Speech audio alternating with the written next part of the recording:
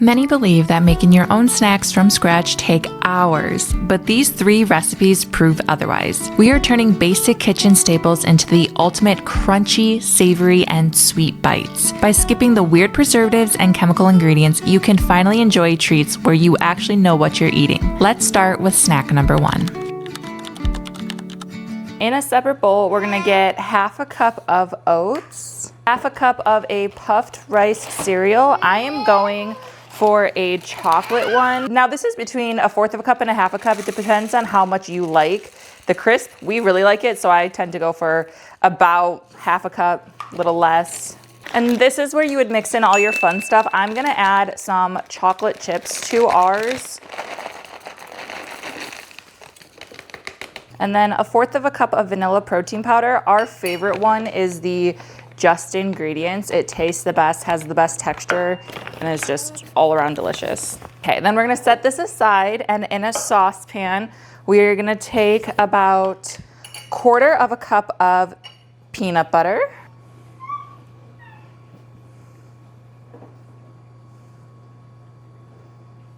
And then a 1/4 cup of honey as well.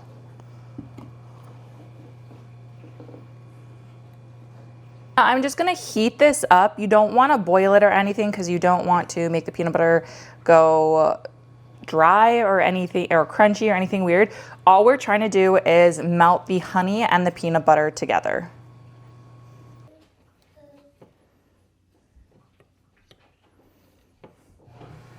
And then we are gonna add in our dry mixture. Mix that in really well.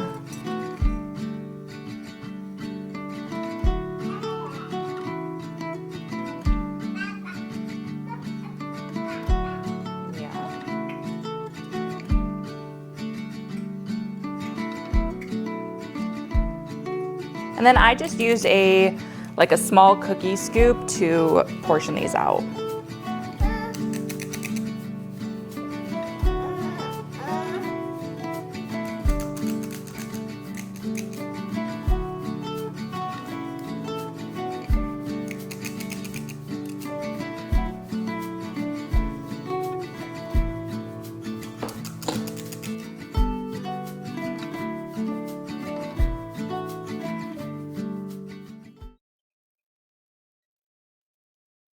I'm gonna go ahead and throw these in the freezer because I'm impatient, or you could put them in the fridge, and I'm gonna do it just until they're a little bit more solidified and cooled down, because right now they're really sticky to the touch. So once they freeze, they'll kind of harden and become one.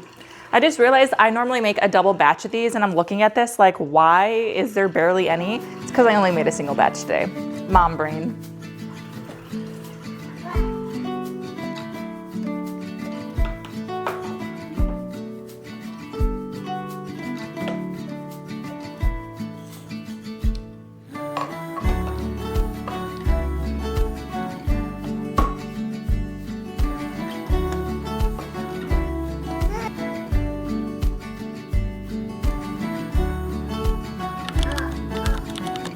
So we're gonna do a cup of flour, 1/2 a cup of peanut butter,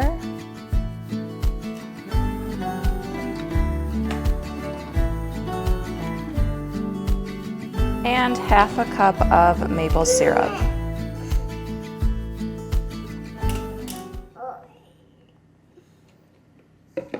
Also gonna add about 1/2 a teaspoon of vanilla and a pinch of salt. Don't judge, but my other whisk is in the dishwasher, so we are solo whisking this.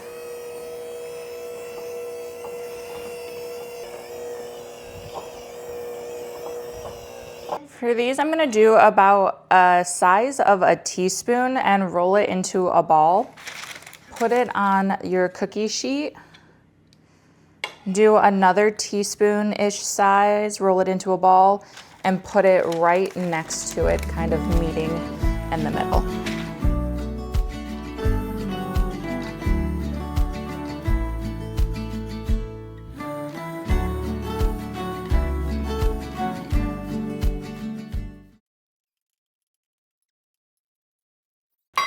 And then with a fork, I'm just gonna make the classic peanut butter crisscross. I did wet my fork a little bit because it makes it so much easier. Otherwise, it'll just stick in the cookie dough if you don't wet it. Or you could also dust it with flour too, but I find that this works a little bit better.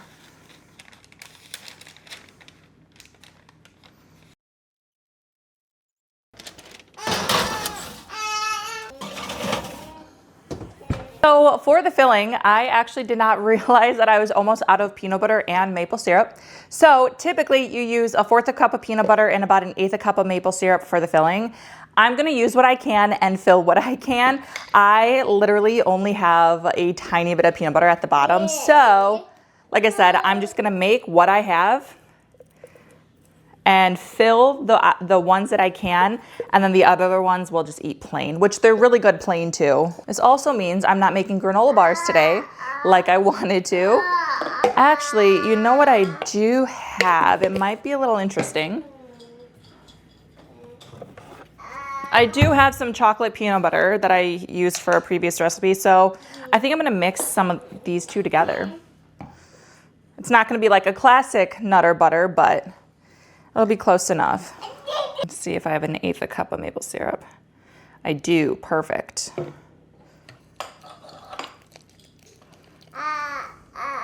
Now you can use a whisk to mix this and make it like a whipped peanut butter.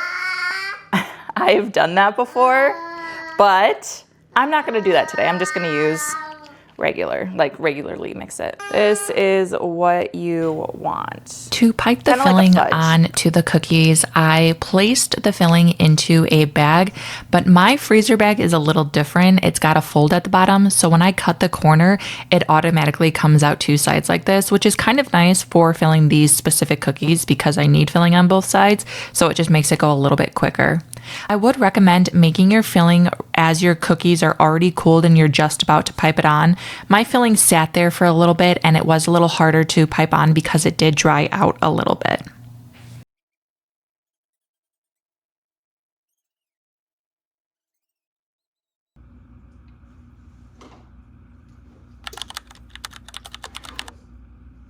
While our Nutter Butters are cooking, we're gonna start on the next one. This one is chicken and a biscuit copycat recipe.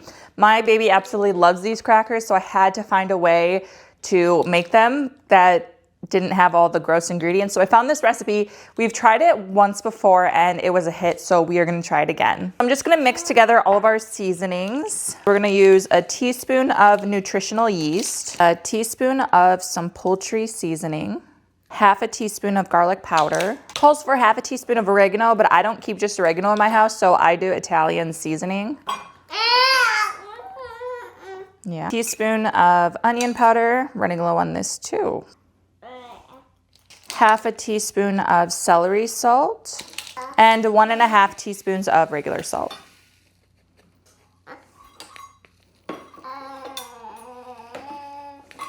That together, and we are setting that aside for now.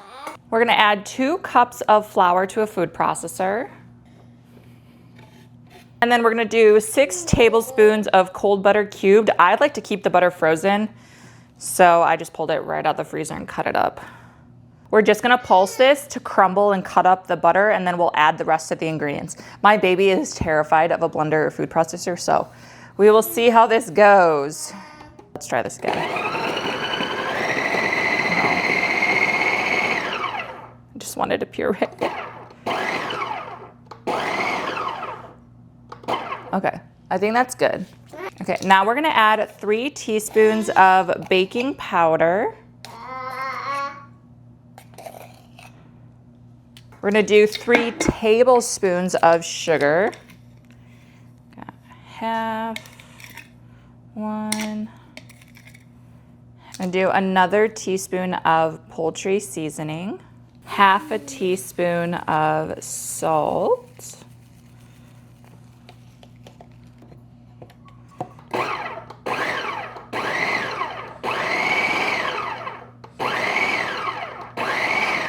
Then I removed the top. We're gonna add in 1/3 cup of water. and 2 tablespoons of olive oil. And then we're gonna blend this until it becomes a dough.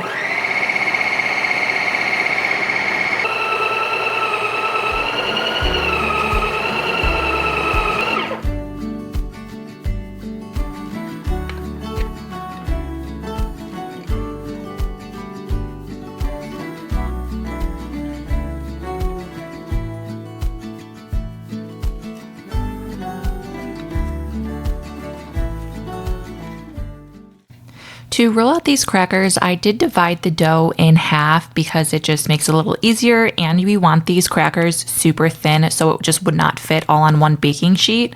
I recommend going super thin, and always, to err on the side of caution, go thinner than you think you need to go.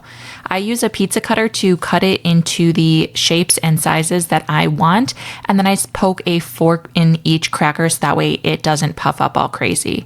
Now putting half of our seasoning mixture on top, and I'm baking these in the oven at 350 degrees for about 12 minutes. Thank you so much for joining me in my kitchen today as I prepped some snacks for my family to enjoy this week. If this is the type of content that you are interested in, I do post a new video every Wednesday. So be sure to meet back here for some new recipes that you can make in your kitchen. Until then, I will see you guys next time. Bye.